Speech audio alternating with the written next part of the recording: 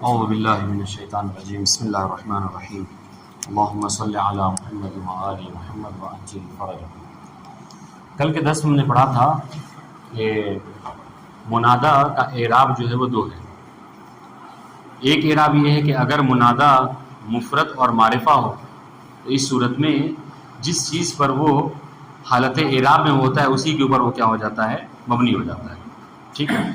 دوسرا اعراب یہ پڑھا تھا جو کہ اصل، اور اس میں ایک بات یہ کہی تھی کہ ٹھیک ہے وہ مبنی علی الضم کہلائے گا لیکن یہ ظاہری لفظاً مبنی علی الضم ہوگا لیکن محلاً منصوب ہوگا، بات انشاءاللہ ٹھیک ہے۔ دوسرا اعراب یہ پڑھا تھا کہ منادا ہمیشہ منصوب ہوتا ہے، اور اسی چیز کو دیکھتے ہوئے اس کو کیا کیا گیا ہے، منصوبات میں رکھا گیا ہے کہ منادا منصوب ہوتا ہے کب، کہ جب منادا مضاف ہو، ٹھیک ہے، جب منادا مضاف ہو تو وہ کیا ہوتا ہے، ہمیشہ منصوب ہوتا ہے۔ آج اس کی مثال دے رہے ہیں اور ایک بات آپ کو سمجھانے کی کوشش کر رہے ہیں، دیکھیں شاید سمجھ پاتے ہیں، حالانکہ مصنف نے اس بات کو ذکر نہیں کیا ہے، ٹھیک ہے۔ وہ کیا ہے، وہ یہ کہتے ہیں کہ منادا کیا ہوتا ہے، منصوب ہوتا ہے۔ اور ہم نے منصوبات کے حوالے سے ایک بات یہ پڑھی تھی کہ جو بھی منصوب ہوتا ہے نا، منصوب یہ محتاج ہوتا ہے کس کا، عامل کا، ٹھیک ہے۔ آپ رفع میں یہ تو کہہ سکتے ہیں، رفع میں کہ خود ابتدا یعنی جملے کا ابتدا کرنا یہی کیا ہے، یہ عامل ہے۔ جیسا کہ ہم مبتدا کے بارے میں کہتے ہیں زیدن قائم، زیدن کیا کہتے ہیں، مبتدا مرفوع علامت رفع ضمہ۔ اب آپ سے پوچھا جائے کہ زیدن آپ مبتدا کہتے ہیں، مرفوع پر کیوں مرفوع، اس کو کس نے رفع دیا، سوال ہو سکتا ہے زیدن کو کس نے رفع دیا، جواب کیا دیں گے آپ، ہاں کہ چونکہ یہ ابتدا ہے، اور ہاں نحویوں میں بہرحال اس میں اختلاف ہے کہ زیدن کو کس نے رفع دیا ہے۔ بعض لوگ کہتے ہیں کہ چونکہ جملے کا ابتدا ہونا، یہ خود ابتدا یہ ایک عامل ہے، بات ان شاء اللہ خیر۔ لیکن یاد رکھیے کہ نصب اور جر میں اس طرح کا کوئی قاعدہ نہیں پایا جاتا، ہمیشہ جب کبھی بھی نصب ہو یا جر ہو تو اس کے لیے کوئی نہ کوئی عامل ہونا ضروری ہے، بتا دوں انشاءاللہ۔ اور ہماری بات جو ہو رہی ہے اتفاق سے یا غفارہ ذنوبہ میں کس ہو رہی ہے، غفارہ کے اوپر، میں نے شاید یہ منادا ہے، منادا ہے اور منصوب ہے کہ نہیں۔ تو اب یہاں پر یہ سوال ہے کہ حضور یہ غفارہ، ہم نے کہا نصب اور جر ہمیشہ محتاج ہوتے ہیں عامل کے، تو اس غفارہ میں عامل کون ہے، یا عامل ہے، آپ کہیں گے نہیں، یا جو ہے وہ عامل نہیں ہو سکتا، یا تو حرف ہے، سمجھ رہے ہیں، یہ عامل نہیں ہے، یعنی عامل نصب کے طور پر یا کو ہم نے کبھی نہیں پڑھا، بات ان شاء اللہ۔ تو یہاں پر کیا ہے جس سے اس کو نصب دیا ہے، تو کہتے ہیں یہاں پر اصل میں ایک فعل مقدر ہے، مقدر یعنی پوشیدہ ہے، وہ کیا ہے، ہاں وہ کیا ہے، وہ انادی، انادی کیا ہے، منادی۔ میں نے آپ کو بتایا تھا کل منادا کی جب بات ہوئی تو شروع میں ہم نے بتایا تھا کہ منادا کو منادا کیوں کہتے ہیں، منادا جس کو پکارا جائے، جس کو ندا دی جائے، حرف ندا جس کے ذریعے سے پکارا جائے، بات انشاءاللہ۔ تو یہ جو یا ہے نا، یا یہ بتا رہا ہے کہ میں کسی کو، جب انسان کہتا ہے یا غفار الذنوب، یعنی کیا کہتا ہے، گویا کہ میں ندا دے رہا ہوں اے گناہوں کو بخشنے والے تجھے، بات انشاءاللہ۔ تو یہاں پر اصل میں یہ انادی ہے۔ ابھی انادی کا اعراب کیا ہوگا، فعل و فاعل ہے نا، ٹھیک ہے۔ اس میں انا کی ضمیر ہے جو کہ مستتر ہے، محلاً منصوب، محلاً مرفوع فاعل ہے۔ اب یہاں پہ یہ جب فعل و فاعل ہو گیا، سنیے گا، اب یہاں پر فعل و فاعل کے بعد یہ غفارہ اس کا منادا ہو گیا، منصوب ہو گیا، مفعول ہو گیا، بات انشاءاللہ۔ تو یہاں پر جو عامل ہے وہ کیا ہے، پوشیدہ ہے، انادی کی شکل میں، جس کے اوپر دلالت کر رہا ہے کون، سمجھ آئی بات۔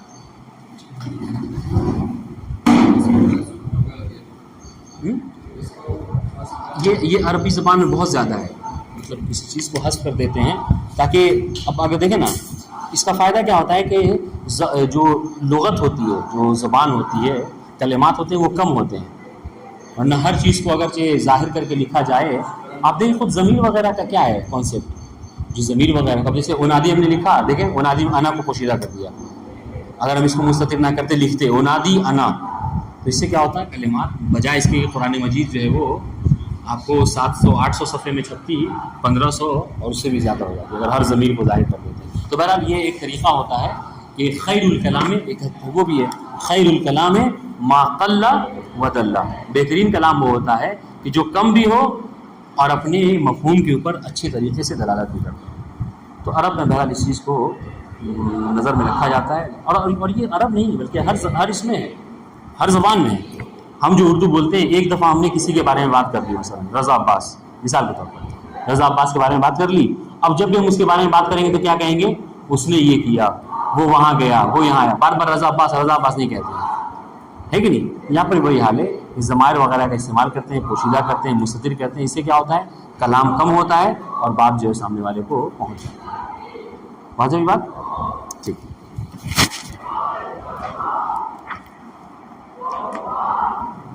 صفحہ نمبر بتائیے ذرا سے، جلدی سے کھولوں۔ 122 دیکھیے، بسم اللہ الرحمن الرحیم، استغاثہ، ٹھیک ہے، نام سے ہی آپ کو واضح ہے کہ ہم کیا کہتے ہیں؟ استغاثہ کرتے ہیں، یعنی کسی کو مدد کے لیے پکارنا، غوث کے لیے پکارنا، مدد کے لیے۔ طلب استغاثہ باب استفعال سے، ٹھیک ہے، یعنی طلب مدد۔ جی خود معنی کرا دیکھیے، استغاثہ کیا ہے؟ کہہ رہے کمک طلبیدن و یاری خاص کر، یعنی کمک طلبیدن یعنی کمک یعنی مدد مانگنا، مدد چاہنا، ٹھیک ہے، وہ یاری، یاری بھی مدد کے معنی میں آتا ہے، وہ یاری خاصن، اور یاری ہی چاہنا یعنی مدد چاہنا، دونوں ایک ہی معنی میں سمجھ لیجیے، ہاں، یعنی مدد مانگنے کے، مدد چاہنے کے معنی میں آتا ہے، کس سے؟ از دیگران بے ہنگام گرفتاری و مصیبت سے، یعنی جب کبھی انسان کسی مصیبت کا شکار ہو جائے، کسی گرفتاری کا شکار ہو جائے، کسی مشکل کا شکار ہو جائے، تو مشکل کے وقت میں جب انسان کسی کو پکارتا ہے تو اس کو کیا کہتے ہیں؟ استغاثہ، ٹھیک ہے۔ اللہ تعالیٰ ہر وقت پکارنے کو استغاثہ نہیں کہتے ہیں، اس لیے ہم کیا کہتے ہیں؟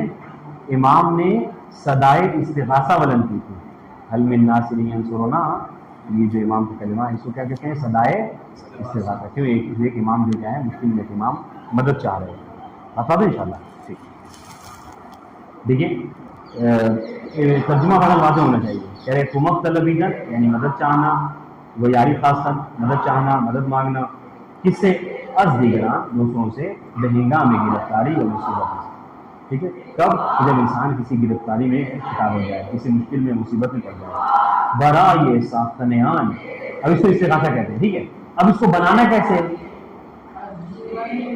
دیگران یعنی دوسروں سے، دیگر یعنی دوسرا، دیگران یعنی دوسروں، ٹھیک ہے، دیکھیے گا، برائے ساختنیان معمولاً حرف ندا یہ یا و لام مفتوح لا برسر اسمی کے اذعان کو مخصوص سے شدے نی آورن، کیا کہہ رہے ہیں؟ کہہ رہے کہ اب اس کو بنایا کیسے جاتا ہے؟ بنانے کا طریقہ کیا ہے؟ استغاثہ کا، استغاثہ کا طریقہ یہ بنانے کا کہ آپ سب سے پہلے کیا کیجئے؟ جس اسم کے کو آپ کو پکارنا ہے، دیکھیے اس کو استغاثہ کا صیغہ جو ہے، وہ طریقہ بنانے کا طریقہ کیا ہے کہ آپ کو جس کو پکارنا ہے، مثال کے طور پر آپ کو امام زمانہ کو پکارنا ہے، ٹھیک ہے، تو امام زمانہ المہدی، امام زمانہ، تو کیا کہہ رہے ہیں؟ جس کو پکارنا ہے آپ اس کے اوپر لام مفتوحہ کو داخل کر دیجیے، ٹھیک ہے، لام مفتوحہ کو، الف ہٹ جائے گا، ٹھیک ہے، لام مفتوحہ کو داخل کر دیجیے، اور حرف ندا جو ہے وہ تو رہے گا یا لل، بہت آسان سی بات ہے، جس اسم کو آپ کو پکارنا ہے، ٹھیک ہے، یا دیکھیں ہم عام طور سے یہ بہت مشہور ہے، سارات الحسین، ہے نا، ہم کیسے پکارتے ہیں مدد کے لیے؟ لام مفتوحہ کو داخل کر دیتے ہیں اور یا حرف ندا کو داخل کر دیتے ہیں، کیا ہو جاتا ہے؟ یا سارات الحسین، اور انشاءاللہ امام حسین کے خون کا بدلہ لینے والے ہماری مدد کریں، اور انشاءاللہ بہت آسان سی بات ہے، یہ لکھ دیا آپ کو زیادہ جلدی سمجھ میں آ جائے گا۔ دیکھیے کیا کہتے ہیں، یعنی کہ استغاثہ کسے کہتے ہیں؟ دوسروں سے مشکل کے وقت میں، مصیبت کے وقت میں مدد مانگنے کو استغاثہ کہا جاتا ہے۔ کیسے پکاریں گے؟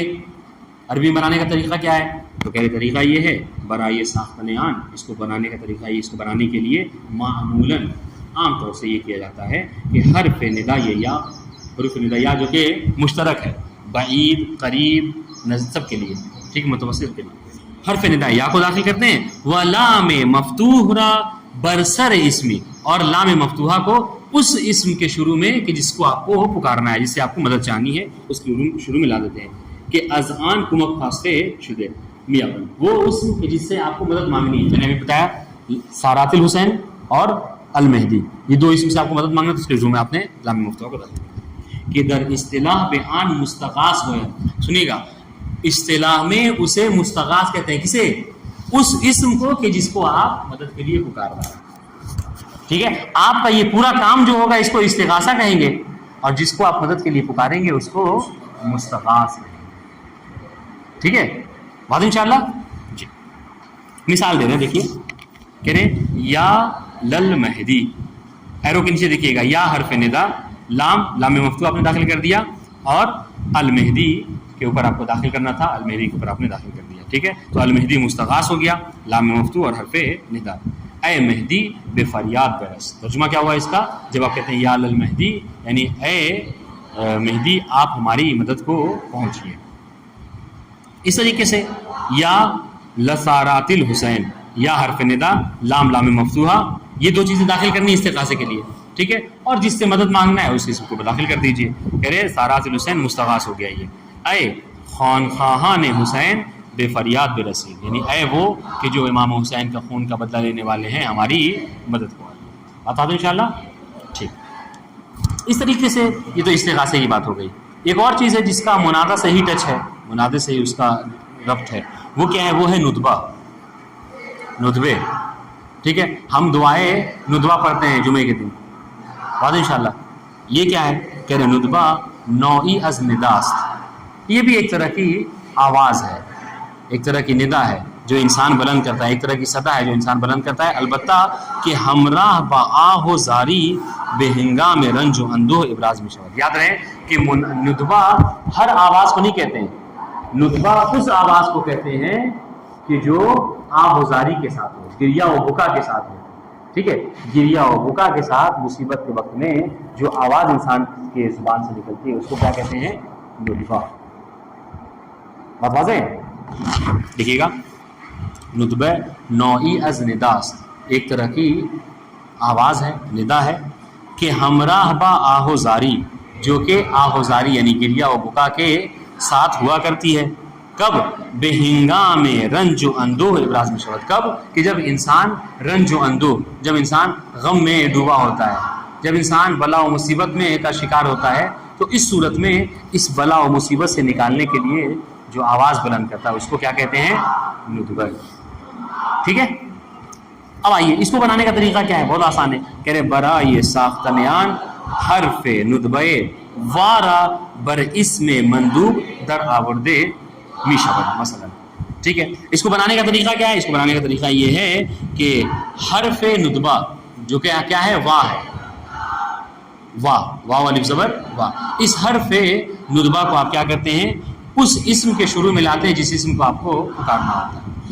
ٹھیک ہے، لیکن ایک بات یاد رہے، یہاں پر یہی بات ختم نہیں ہو گئی، بلکہ کیا ہے؟ وہ آخر آن را الف و یا الف و ہا ساکن اضافے ممکن، اور اس اسم کے شروع میں کیا کہتے ہیں؟ یا تو صرف الف کا اضافہ کرتے ہیں یا الف و حمزہ کا اضافہ کرتے ہیں. دیکھیے گا ندبہ بنانے کا طریقہ کیا ہے. دیکھیے مثال کے طور پر، اور اس میں نے تعریف کی، ندبہ کیسے کہتے ہیں؟ ندبہ اس آواز کو کہتے ہیں کہ جب انسان رنج و مصیبت کے وقت گریہ و زاری کے ساتھ بلند کرتا ہے. ندبہ کیا ہے؟ وہ آواز جو انسان مشکل کے وقت میں گریہ و زاری کے ساتھ بلند کرتا ہے. ٹھیک ہے، ندبہ سب سے پہلے کیا ہے؟ آپ کو بنانی، مثال کے طور پر آپ کو علی کو پکارنا ہے. آپ کو علی کو پکارنا ہے. کیا بات کریں گے؟ آپ کو یہاں پر دو کام کرنا ہوگا. ایک کام اس علی کے لفظ علی کے شروع میں کرنا ہے، ایک کام اس لفظ علی کے بعد میں کرنا ہے. شروع میں کیا کرنا ہے آپ کو؟ شروع میں واو الف زبر با جو کہ حرف ندا ہے، ندبہ ہے، اس کو لانا ہے. ٹھیک ہے، اچھا آخر میں کیا کریں گے؟ آخر میں آپ کو دو آپشن ہے، یا تو فقط الف کا اضافہ کر دیں گے، یا پھر سے کیا ہے؟ ہاں، یا الف اور حمزہ کا اضافہ کریں گے. ٹھیک ہے، اب یہ کیا ہو جائے گا؟ دیکھیے وا، یا تو وا علیہ ہو جائے گا یا وا علیہ ہو جائے گا. بتا دیں انشاءاللہ وا علیہ، ہاں ہے، ہاں وا علیہ. بتا دیں انشاءاللہ.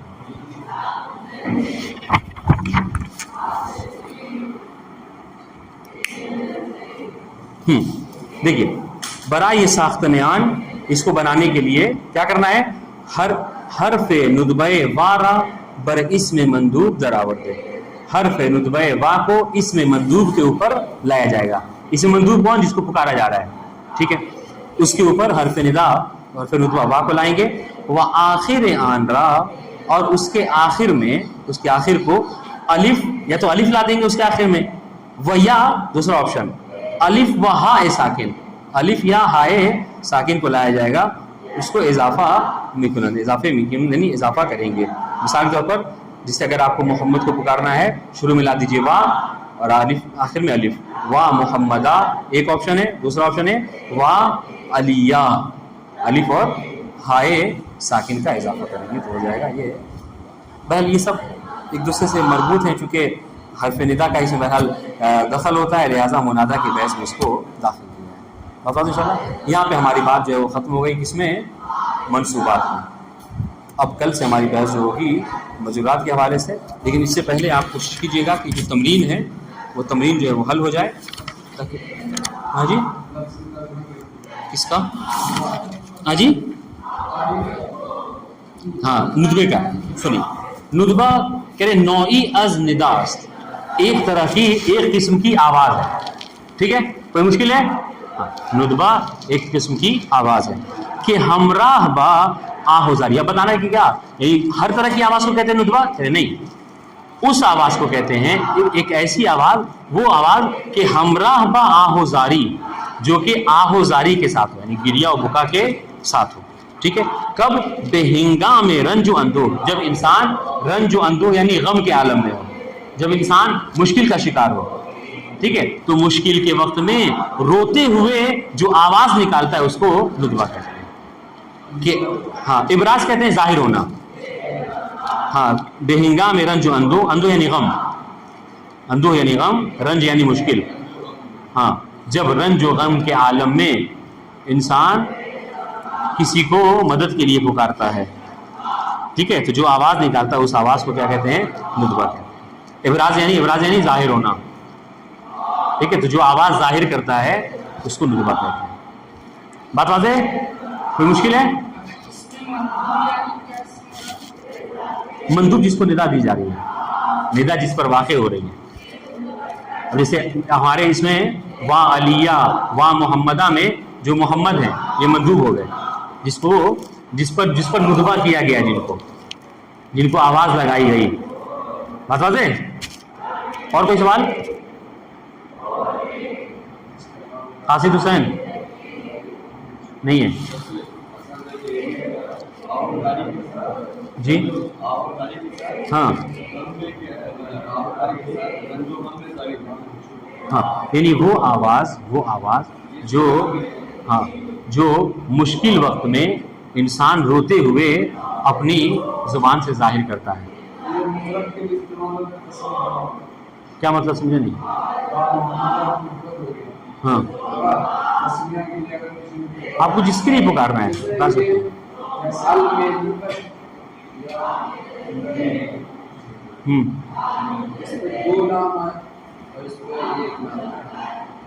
کیا المہدی؟